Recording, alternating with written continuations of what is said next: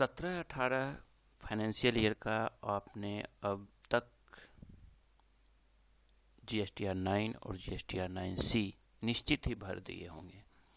और जब आप GSTR 9-9C अपलोड किए यानी कि 17-18 का फाइनेंशियल ईयर क्लोज हो गया गवर्नमेंट की तरफ से और डिपार्टमेंट में ये अपडेट हो गया। जो डिपार्टमेंट में अपडेट हुआ, अब ऑडिट टीम अवेयर हो गई और आपको भेजना शुरू किया नोटिस। आज हम जानते हैं कि GST ऑडिट का जो फॉर्म GST ADT 01 एनेक्जर ए एनेक्जर GST AM1 क्या है और इसमें किस तरह से डेटा आपको देना है, क्या क्या डेटा आपसे मांग रहे हैं और किस तरह से प्रिपरेशन करना है फाइनेंशियल ईयर 17-18 के GST ऑडिट का। तो आपके साथ मैं आज यही टॉपिक लेके आया हूँ। वीडियो थोड़ी बड़ी होगी, मैं एक एक चीज़ आपको दिखाऊंगा किस तरह से क्या डेटा बनना है और कौन सा डाटा क्या है। तो चलिए let us start the video. सबसे पहली बात, आपके सामने इस टाइप की एक नोटिस आ रही होगी। डिपार्टमेंट आपको जो भी रेंज डिवीजन आपका पड़ता है बगल का, आपके एरिया का, उस रेंज और डिवीजन से आपको पहले आता था एक्साइज के समय पे एक लेटर। लेकिन अब आपके कमिश्नरेट से जो भी कमिश्नरेट पड़ेगा वहाँ से एक आपके पास ऑडिट का लेटर आ रहा है। इस टाइप का लेटर रहेगा जो कि फॉर्म GST ADT 01 जो कि इंटरनल ऑडिट का फॉर्म है GST में एज पर GST रूल 101 सब रूल 2। इसमें आपको वो अपना रेफरेंस नंबर देंगे। उसके बाद आपको जिस भी फर्म को वो नोटिस आ रहा है उस फर्म का या कंपनी का GSTN नंबर रहेगा, कंपनी का लीगल या ट्रेड नेम, जैसे प्राइवेट लिमिटेड कंपनी है तो कंपनी का नाम आ जाएगा, उसका एड्रेस और वो पीरियड आपको बताएंगे कि किस पीरियड का ऑडिट करने वाले हैं। उसके बाद ये आपको बताएंगे कि हम आपके बुक्स ऑफ अकाउंट्स का ऑडिट करेंगे। आपको एक पीरियड देंगे कि जुलाई 2017 से मार्च 2018 तक का हम आपका ऑडिट करेंगे। और एक इम्पॉर्टेंट चीज आपने देखा होगा, ये बोल्ड लाइन में लिखा हुआ at your place of business, यानी कि डिपार्टमेंट को ये भी कहा गया कि प्लेस ऑफ बिजनेस भी देखिए। कई बार क्या हो रहा है कि प्लेस ऑफ बिजनेस वहाँ पे है ही नहीं और बिल चल रहा है, यानी कि कहीं फॉल्स बिल तो नहीं इशू किया जा रहा है, फेक बिल तो जनरेट नहीं किया जा रहा है। इसलिए आपके ही प्लेस ऑफ बिजनेस, आपके ही बिजनेस के प्रेमिसेस पे, बिल्डिंग में, आपके ऑफिस में, आपके कारखाना में, आपकी दुकान में ऑडिट की जाएगी। और वो कब, वो अपना एक आपको टारगेट देंगे कि मार्च या अप्रैल महीने में हम करेंगे। चाहे ये महीना आपको मई जून भी दे सकते हैं, ये कोई बड़ी बात नहीं है। अब आपसे वो कुछ एनेक्जर्स मांगते हैं, बुक्स ऑफ अकाउंट्स के डॉक्यूमेंट्स मांगते हैं जो कि एनेक्ट के होते हैं। उससे पहले आपको कहेंगे कि इस बीच में जिस भी दिन आपको लेटर दिए, जैसे कि इस पार्टी में क्या हुआ, 7 तारीख को लेटर इशू हुआ और इन्होंने कहा 24 फरवरी को आप मेरे ऑफिस में आइए, जो एड्रेस दिया हुआ है मेंशन, उस एड्रेस पे बुक्स ऑफ अकाउंट्स का जो रिकॉर्ड है उसका कुछ डिटेल हार्ड कॉपी और सॉफ्ट कॉपी लेके, साथ ही आप अपनी कंपनी का किसी एक बंदे को ऑथराइज कर दीजिए, डेजिग्नेट पर्सन दे दीजिए, चाहे वो एम्प्लॉय हो कंपनी का या रजिस्टर्ड कंसर्न हो, कंसर्न का जो भी एम्प्लॉय हो या खुद हो बंदा या चार्टर्ड अकाउंटेंट हो, जो भी बंदा हो, वो बंदे का नाम, डेजिग्नेशन, उसका मोबाइल नंबर, उसका मेल आईडी, ताकि वो डिपार्टमेंट से कम्युनिकेट कर सके। उसके बाद इन्होंने का कहना है, देखिए ऐसे तो जो आप ITC लोगे वो एज पर 2A ही ये देंगे, लेकिन कुछ बिल्स को चेक करने के लिए तो कुछ क्या आप अपने हिसाब से, जैसे एक्साइज में आप करते थे, सारे ITC की सारे बिल की कॉपी आप रखते थे, उसी तरह जितना भी परचेज, जितना भी इनपुट आपने लिया है, चाहे सर्विस का इनवॉइस हो, परचेज का हो, उन सब का फाइल बना के रखिए। और GSTR 1 के लिए जितने भी इनवॉइसेस हैं आपके, आपने जो सप्लाई किया वो सारे इनवॉइसेस भी इनको चेक करेंगे आपको। उसके बाद ये अपना ऑफिसर जो आपके लिए डेजिग्नेट किए जाएंगे ऑडिट के लिए, उसके सुपरिंटेंडेंट और इंस्पेक्टर का नाम, उनका डेजिग्नेशन, उनका कॉन्टैक्ट नंबर और ईमेल आईडी दे दिया जाएगा। लेकिन अगर आप इस नोटिस को फेल कर जाते हैं तो आपके अगेंस्ट दिक्कतें होगी एज पर रूल। तो उस दिक्कतों से बचिए और कोशिश करिए कि इसकी तैयारी आप कर लीजिए।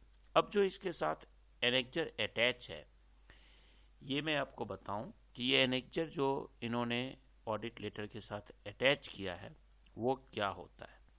ये एनेक्जर जो आपके साथ मांगा जा रहा है, उसके बाद एक तीसरा एनेक्जर ये लगाएंगे आपको ऑडिट का, जिसको ये एसएससी प्रोफाइल भी करते हैं। और ये SSC profile as per law है, ये है जीएसटी ऑडिट मैनुअल में central board of indirect tax का एंड कस्टम का जो जीएसटी ऑडिट मैनुअल 2019 है, जीएसटीएम 2019, इसका एक फॉर्म है। उस फॉर्म के तहत ये आपको मांगते हैं। वो फॉर्म है एनेक्जर जीएसटीएम 1। इसके दो पार्ट हैं, पार्ट 1 और पार्ट 2। पार्ट 2 में जो है आपको ये सारे डिटेल, और पार्ट 1 में भी सारे आपकी कंपनी का डिटेल, आपके बैंक अकाउंट, ये सारी चीज़ मांगते हैं। लेकिन आपको जो ये देंगे किस पार्ट में? वर्ड में, एमएस वर्ड में। उसके बाद इसका एक पार्ट 3 है, जिसका आपके पास जो ऑडिटर भेजेंगे वो भेजेंगे आपको एमएस एक्सेल में, क्योंकि उसमें कैलकुलेशन मांगता है। तो ये तीनों पार्ट, दो पार्ट जो पार्ट 1 और पार्ट 2 जो इसका है, वो बैंक डिटेल, एड्रेस, इन सब चीज़ों के लिए ये जो दो पार्ट है इसका। और जो तीसरा पार्ट है वो आईटीसी वगैरह के बारे में पूछता है। तो ये सारा चीज़ें तो आपको वर्ड में देंगे, और बाकी जो पार्ट 3 है इसका वो एक्सेल में आपसे मांगा जाएगा। इसको एसएससी प्रोफाइल कहते हैं। अब हम चलते हैं, सबसे पहला जो टॉपिक था अपना, यहाँ पे ये आपको कहेंगे सबसे पहले आपको मांगे copies of balance sheet with all complete schedule, gross, trial balance, form 26S and annual financial statement for the financial year 17-18 for July 17 to March 18। इसके लिए आप क्या करना, आप देखो मैं इस तरह से फोल्डर बना रखा हूँ। आपसे ये सॉफ्ट कॉपी भी मांगेंगे और हार्ड कॉपी भी। तो soft copy portable drive, CD में या पेन ड्राइव में आप इस तरह से बनाना।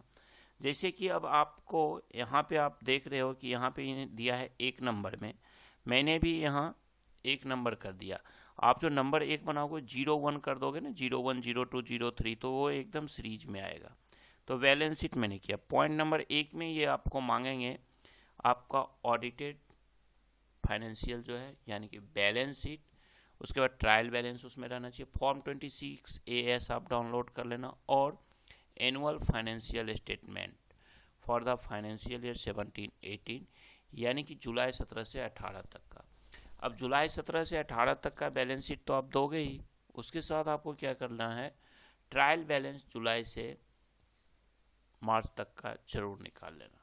फिर पॉइंट नंबर 2 में annual return submitted to registrar of companies, income tax return along with the annexure for the said financial year. 2 number में आप आईटीआर जो आपका होता है वो आईटीआर, फाइनेंशियल वाला आईटीआर जो इनकम टैक्स एक्नॉलेजमेंट आता है वो। उसके बाद आप जो आरओसी एनुअल रिटर्न फाइल करते हो, आरओसी एओसी 4, ये दोनों चीज़ और आईटीआर, ये तीनों चीज़ आपसे मांगेंगे। ये 2 नंबर कॉलम में आप दे देना। उसके बाद तीसरे नंबर कॉलम में आपके मांगेंगे soft copy in Excel and hard copy of GSTR 3B, 2A, GSTR 9, 9C return submitted to the department for the said financial year along with electronic credit ledger and cash ledger for the said period। आपको यहाँ पे GSTR 3B download कर लेना, 2A, 9, 9C और credit ledger और cash ledger, ये सारी चीज़ें आप डाउनलोड कर लेना। अब हम 3 पॉइंट में देखिए, मैंने 3B भी डाउनलोड कर लिया, ये सारा का सारा PDF, और ये एक्सेल सीट में भी आप GSTR 3B मंथ वाइज आपको डाउनलोड कर लेना, या खुद से बना सकते हो तो एक बार बना के याद रखना, वेरिफिकेशन ज़रूर कर लेना आप। तो इस तरह से डाउनलोड तो आपका नहीं होगा, तो या तो आप बना लेना या किसी किसी सॉफ्टवेयर से डाउनलोड भी हो जाता है एज इट इज़, तो आप डाउनलोड भी कर सकते। लेकिन इस तरह पोर्टल से नहीं होगा, तो पोर्टल से तो नहीं होगा, तो आप क्या करना, आप अपना अगर कोई सॉफ्टवेयर अलग से आप लगा रखे हो तो उससे डाउनलोड कर लेना या खुद से बना लेना एक्सेल में। और पीडीएफ तो आप डाउनलोड कर ही लोगे, उसमें कोई इशू नहीं है। उसके बाद कैश लेजर और क्रेडिट लेजर, ये भी पोर्टल से डाउनलोड हो जाएगा आपका, या अगर कोई सॉफ्टवेयर आप यूज कर रहे हैं तो उससे। उसके बाद जीएसटी एनुअल रिटर्न में 9 और 9C, ये डाउनलोड आप कर लीजिए। उसके बाद GSTR 2A का एनुअल समरी, ये भी आप अगर आपके पास कोई दूसरा सॉफ्टवेयर यूज करते हो तो उससे बहुत अच्छा रिपोर्ट निकल के आ जाता है, उससे भी आप डाउनलोड कर लीजिए, जिसमें कि सारी detail B2B only invoice wise, B2B invoice and rate wise, B2BS, credit note, debit note, सारे ये डिटेल्स आपको आ जाएंगे। तो इस तरह से आप डाउनलोड करके पूरा पेपर तैयार कर लीजिए, और इसका हार्ड कॉपी भी और सॉफ्ट कॉपी भी। उसके बाद अगर हम चलें point number 4, month wise detail of invoices on which ITC has been availed in Excel sheet in soft copy along with name of the buyer, commodities, service purchase, date of payment of the buyer. Also original copy of invoices may be readily available for verification. Date of payment to the buyer. Important line याद रखिएगा कि आपको क्यों मांगा जा रहा है। आप खुद सोचिए कि अगर पेमेंट 180 डेज से ज़्यादा होता है तो क्या होगा, उस पर आपको ITC की बेनिफिट नहीं दी जाएगी। तो ये ध्यान रखना, ये चीज़ आपका चेक करेंगे। इसलिए पेमेंट, हालांकि अब 17-18 में अब तो आप कुछ नहीं कर पाएंगे, क्योंकि जो हो गया उसे तो आप चेंज कर नहीं पाओगे। तो इन सारी चीज़ों का, इनवॉइस का, ITC का, इन सब का बायर वाइज, कमोडिटी वाइज जो आप परचेज करते हो उसका डिटेल आपको बना के इन्हें देना है, यानी कि ITC का डिटेल। इसको मैंने इस तरह बनाया, आप भी कोशिश करना बनाने का। और अगर आपका सॉफ्टवेयर सही है, देखिए जो बड़ी कंपनी है जहाँ ज़्यादा यूज है, बिल का परचेज ज़्यादा है, सेल ज़्यादा है, उनके पास सॉफ्टवेयर होगा तो वो ईजिली आपको दे देगा। इसमें आपको ITC नॉर्मल कितना हुआ, ITC RCM reverse charge mechanism का कितना है, और उसके बाद समरी यहाँ बना लीजिए कि कितना ओपनिंग बैलेंस था, सैनवेट टेकन कितना किया आपने, इनपुट कितना किया, कैपिटल गुड्स का कितना था, इनपुट सर्विस कितना था, और टोटल ITC कितना था। ये आप ले लीजिएगा। जो माल का है यहाँ पे एक इनपुट मटेरियल, कैपिटल गुड और सर्विस, तीनों का टोटल आ गया। आपने ITC टैक्स में कितना एडजस्ट कर दिया है, जो वो यहाँ पे आप यहाँ ले लीजिएगा।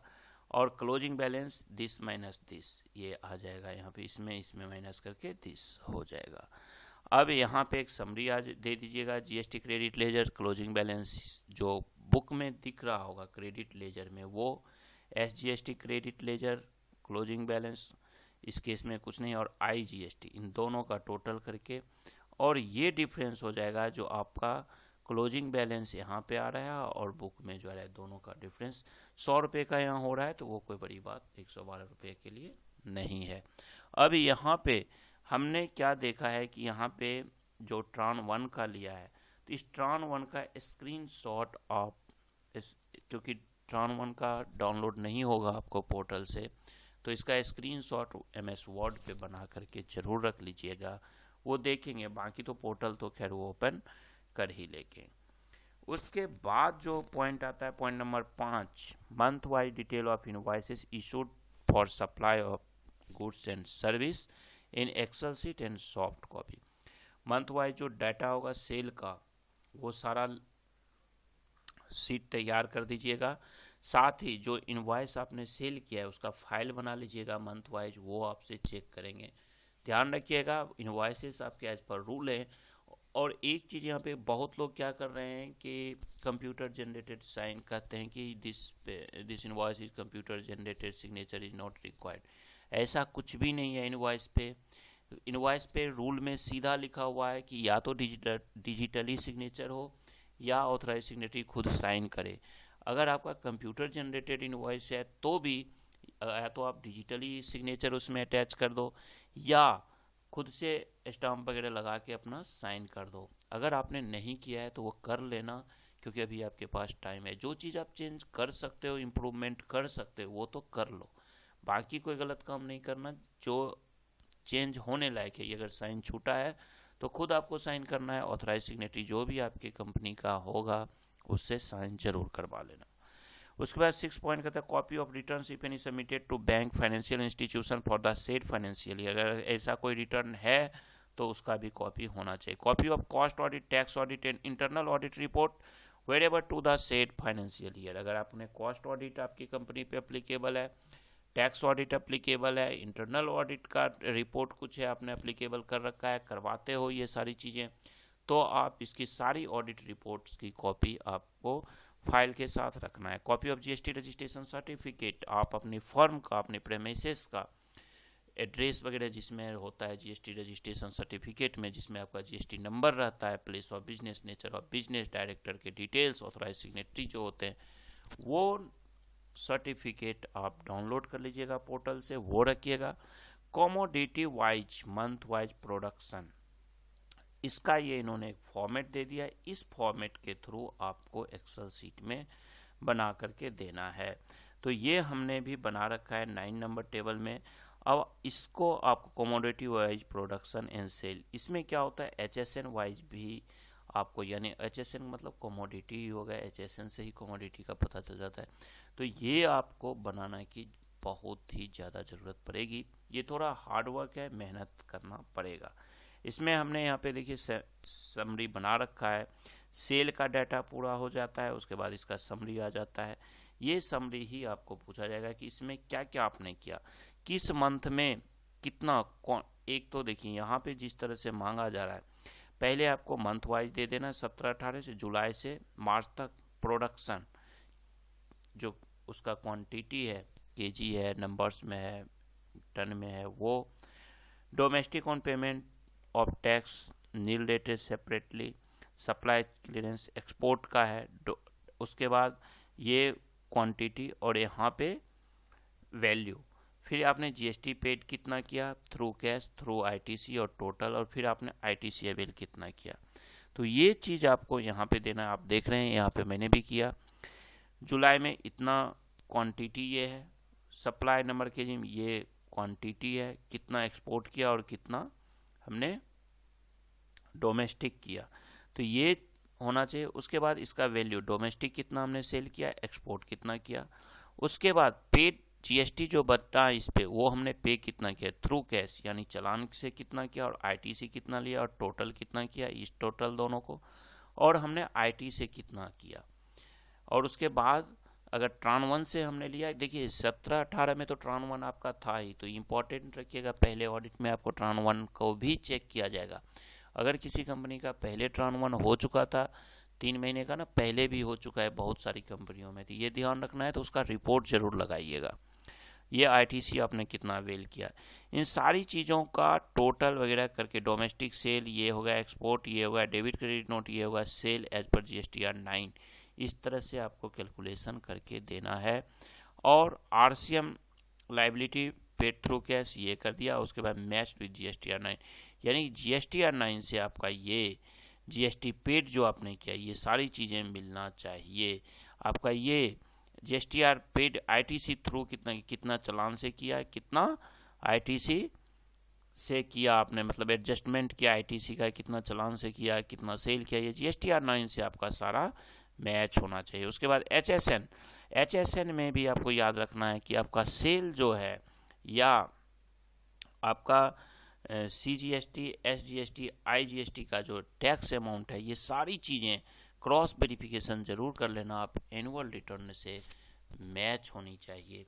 और अगर नहीं हुई तो अब ऑडिट में आपके साथ क्वेश्चन बनेगा और पेमेंट होगा, रिवर्सल होगा, जो भी ऑर्डर होगा आपके as per book, as per record, वो ऑफिसर्स करेंगे ऑर्डर। ऐसे मैच तो होना चाहिए पॉजिटिवली, हम तो यही समझते हैं। अब उसको करने के बाद details of ITC avail and utilise for the said period in the format below and soft copy in Excel and hard copy, इसको भी आपको उसी तरह से करना है। इसके लिए भी मैंने आपको दिखा दूं, आपको ITC अवेल एंड यूटिलाइज आपने कितना किया। अब हमने कितना ITC अवेल किया और कितना हमने उस ITC को यूटिलाइज किया, तो यहाँ पे भी आपको सेम एज इट इज उसी तरह से बनाना है। ITC नॉर्मल ले लीजिए कितना हुआ, RCM का कितना हुआ और ITC डिटेल मंथ दे देना। ओपनिंग बैलेंस कितना है, इनपुट कितना है, किसका, मटेरियल का, कैपिटल गुड्स का और सर्विस जो आपने कुछ लिया है उसका, तीनों का टोटल, और कितना आपने यूटिलाइज किया और कितना आपका बैलेंस बनाया। इस एक्सेल में आप बना लीजिएगा, जो कि फॉर्मेट यहाँ पे ऑलरेडी इन्होंने भी दे रखा है। उसके बाद list of major input with specific mention of HSN code and applicable rate of GST। जैसे कि आपने सपोज करिए 5 करोड़ का आपने ITC लिया, उसमें से 5 करोड़ में 4 करोड़ का जो हैवी, मतलब हैवी 5 करोड़ में से क्या होगा, 2 करोड़ को एक स्पेसिफिक HSN होगा। जैसे अगर पेपर की कंपनी है, प्रिंटिंग की इंडस्ट्री है, तो उसमें पेपर, इंक, ये मेन चीज़ होता है, ये मेन प्रोडक्ट है, तो इस पे ज़्यादा ITC होगा। तो इस दोनों का HSN कोड, उसका जो टैक्स रेट है जैसे 18% है या 12% है, वो परसेंटेज, और कितना अमाउंट उसका आपने लिया है वो डिटेल होना जरूरी है। ट्रान 1 का कॉपी जरूर रखिएगा, साथ ही along with detail of head wise credit transfer to the GST regime. TRAN 1 का जो आपने ट्रांसफ़र लिया है इनपुट के लिए, इसमें उसका हेड वाइज डिटेल आपको होना चाहिए। Detail of anti evasion case booked and copy of show cause notice issued if any, होना नहीं चाहिए आपके पास। ईमानदार हैं, ईमानदार लोगों के पास तो ये सब नोटिस नहीं होगी, तो मैं भी उम्मीद करता हूँ कि आपके पास ये नोटिस नहीं होगा। Copy of last audit report if available, जैसे अगर आपने ट्रान 1 का ऑडिट करवा लिया और एक्साइज का अप्रैल मई जून का जो आपने ऑडिट करवाया होगा उसका ऑडिट रिपोर्ट होगा, और वो रिपोर्ट जरूर रखिएगा, क्योंकि उसी से क्लोजिंग बैलेंस और ओपनिंग बैलेंस को मैच किया जाएगा।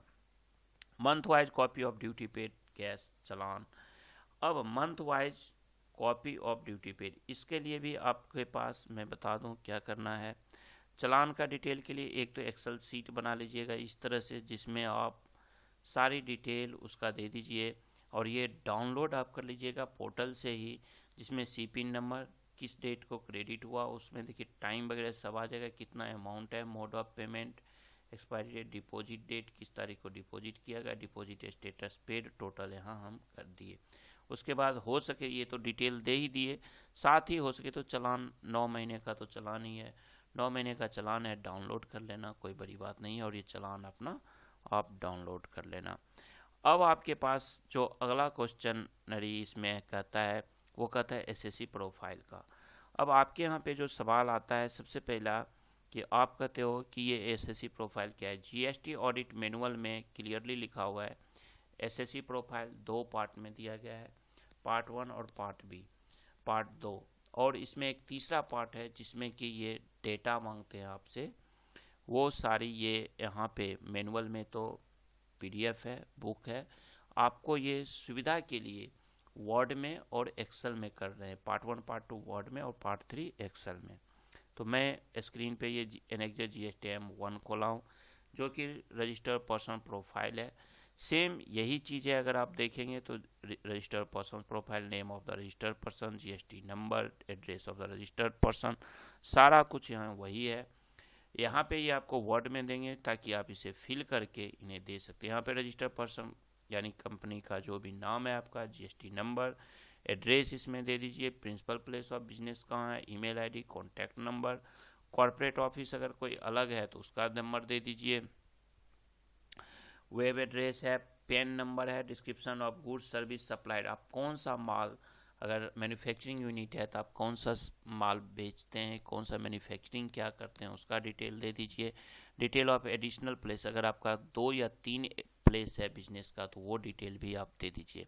अदर इन्फॉर्मेशन में आपसे मांगेंगे constitution of business place, like the appropriate क्या है आपका, proprietorship, partnership, HUF private limited company, उसे यहाँ टिक कर देना है आपको। उसके बाद आपका नेक्स्ट मांगा जाएगा डायरेक्टर्स का डिटेल। इसमें जितने भी आपके डायरेक्टर हैं उनका नाम, designation, residential state, address, PAN number, director identification number, Aadhaar number, email ID और कॉन्टैक्ट डिटेल, मोबाइल नंबर, ये सारी डिटेल्स आपको इसमें देना है जितने भी आपके डायरेक्टर हैं। उसके बाद जितने भी गवर्नमेंट डिपार्टमेंट या एजेंसी से जुड़े हुए रजिस्ट्रेशंस आपके हैं उन सब का नंबर, कस्टमर रजिस्ट्रेशन में बिन नंबर, DGFT से इंपोर्ट एक्सपोर्ट जो आप करते हो तो IC code number, registrar of company, company CIN number आपका, ROC में जो है रजिस्टर आपका MCA 21 की साइट पे, tour operators with RTA EFS give detail, stock brokers with SEBI EFS give details, अगर ऐसा है तो उसका डिटेल देना है। Name and designation of the authorise person of the registered person. अब वहाँ पे क्या होता है, कई कंपनियों में ऑथराइज सिग्नेटरी अलग होते हैं, डायरेक्टर अलग हैं, लेकिन GST के लिए ऑथराइज बंदा अलग है, तो उसका नाम, designation, residential status, pan number, डिन number, Aadhaar number, email number और कॉन्टैक्ट डिटेल आपको यहाँ पे देना है। उसके बाद जिस बैंक से आप GST का चालान पे करते हो, GST टैक्स पे करते हो, जैसे मैं स्टेट बैंक से करता हूँ तो यहाँ स्टेट बैंक का नाम, उसका IFSC कोड, उसका ब्रांच का एड्रेस और अकाउंट नंबर आपको देना है। उसके बाद अदर जितने भी बैंक आप यूज करते हो उस सारे बैंक का डिटेल आपको देना, जितना बैंक आपका है वो सारे का डिटेल देना है। अब यहाँ पे पार्ट 1 पार्ट 2 आपने यहाँ कवर कर लिया। अब यहाँ पे देखिए एक पार्ट 3 है जिसका ये आपको देंगे एक्सेल, ये detail of supply made and taxes paid. आपने यहाँ देखिए 3 साल का करा है, लेकिन आपके पास detail of value of goods supplied and ITC paid for 3 years, तो पहला साल का हो रहा है तो आपको 3 साल की तो बात ही नहीं है। तो यहाँ पे वो सारे डिटेल आपको 3 नंबर में देना है, और 3 नंबर का ये देंगे आपको बना करके आपके पास प्रोफाइल में एक्सेल सीट ये देंगे, और ये 3 नंबर ये रहा पार्ट 3 एनेक्जर GSTM का। ये जो एनेक्जर है यहाँ पे देंगे मेड एंड टैक्सेस पेड, आपने सप्लाईज कितना किया, supplies made and taxes paid, वो सारा डिटेल्स। उसके बाद HSNY डिटेल आपका, तो जुलाई से मार्च तक का, जैसे कि इसमें आप देख रहे हैं कि सारे चीज़ का एक एक आइटम का आपका जो HSN कोड के हिसाब से, HSN कोड ये है, गुड्स का कितना वैल्यू था, इस पे GST कितना बनता था। उसके बाद यहाँ पे आपने टोटल क्रेडिट कितना यूटिलाइज किया, C में, S में और I में, शेष कुछ है तो वो। उसके बाद net GST paid in cash में आपने कितना लिया, ये सारी डिटेल आपको यहाँ पे देना है 3 नंबर में। अगर आपने सर्विस का कुछ किया, GST service code wise detail of value of service supplied and ITC paid, अगर सर्विस का कुछ है तो वो सारा डिटेल, अगर आपने सर्विस को प्रोवाइड किया है कस्टमर को, सर्विस बिल काटा है तो उसका HSN वाइज आपको सारा डिटेल देना है।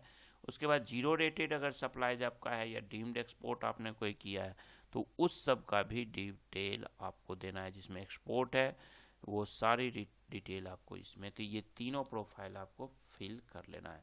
तो दोस्तों ये बहुत ही इम्पोर्टेंट है। 17-18 का GST का नोटिस आने के बाद लोगों को थोड़ा सा कन्फ्यूजन है, तो मैंने सोचा कि आप तो को मैं ये थोड़ा सा पॉइंट क्लियर कर दूं, जो प्रेजेंटेशन दिखा दूं कि किस तरह से पेपर तैयार करना है। पेपर में याद रखिएगा इसी तरह सीरीज में चलिएगा। उसके बाद इस पूरे फोल्डर को आप एक पेन ड्राइव में लीजिए और जाकर के डिपार्टमेंट को दीजिए, हार्ड कॉपी का प्रिंट ले लीजिए। डिपार्टमेंट को इसी सीरियल में, जिस सीरियल में आपके सामने ये लेटर है ना दोस्त 01 02 करके, इसी सीरीज में आपको इस सीरीज में फाइल तैयार करके डिपार्टमेंट के ऑफिसर्स को दे दीजिए, उनको पेन ड्राइव दीजिए। अगर वो चाहे तो पेन ड्राइव से कॉपी करके डेटा अपने सिस्टम में रख लेंगे आपके नाम से, और फिर आपके डेटा को वो रीड करेंगे, आपके डेटा को ये एक बार वहीं पे ऑडिट कर लेंगे, जो डेटा आपने प्रोवाइड किया उसी डेटा से ये क्वेरीज आपके निकालेंगे, और फिर और जो कोई कमियां आपके उनके नॉलेज में होगी वो सारी क्वेरीज आपको फिर एक बार कॉल करके, जो डेजिग्नेटेड पर्सन का जो इन्होंने कॉन्टैक्ट डिटेल लिया आपको कॉल आएगी कि सर मैं इतने तारीख को आपके बुक्स ऑफ अकाउंट्स का ऑडिट करना चाह रहा हूँ आपके प्लेस ऑफ बिजनेस पे। तो ये तरीका है इनका, और मैंने कोशिश किया कि आपके बीच सही तरीका दूं, जैसे कि मैं भी कर रहा हूं इसी तरह से। अगर आपको कोई भी क्वेरी हो तो आप 8448610923 पे व्हाट्सएप कर दीजिएगा। मैं ट्राई करूंगा कि आपके सवालों का ज़्यादा से ज़्यादा जवाब मैं दे सकूं। तो दोस्तों, अगर पहली बार हमारे चैनल पे आए तो सब्सक्राइब करना नहीं भूलिएगा, और इस वीडियो को ज़्यादा से ज़्यादा लाइक और शेयर जरूर करिएगा। Thank you, bye bye.